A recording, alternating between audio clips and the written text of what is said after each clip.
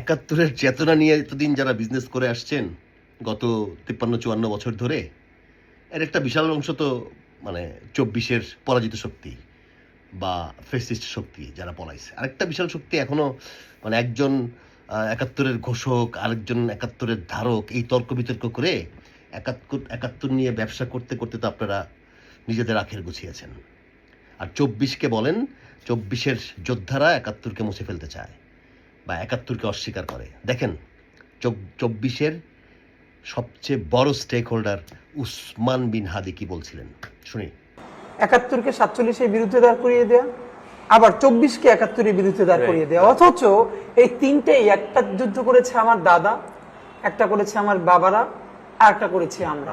এর মানে আমরা মনে হয় ওরকম গর্ব করে বলতে পারি যে আমরা তিনটা জেনারেশন, তিনটা যুদ্ধ করে তিনটা লড়াই জিতেছি। অথচ এই তিনটেই, একটা যুদ্ধ করেছে আমার দাদা, একটা করেছে আমার বাবারা। মানে কষ্ট লাগে বুঝছেন।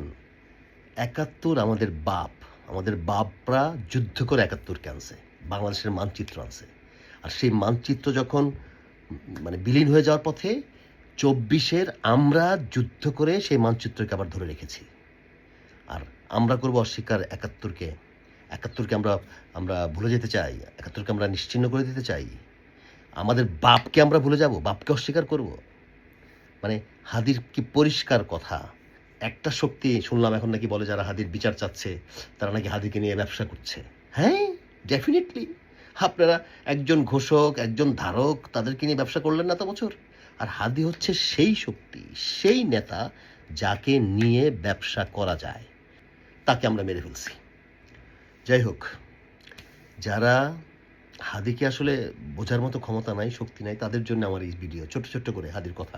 হাদির বিরোধিতা করবে বাংলার মানুষ। কেন?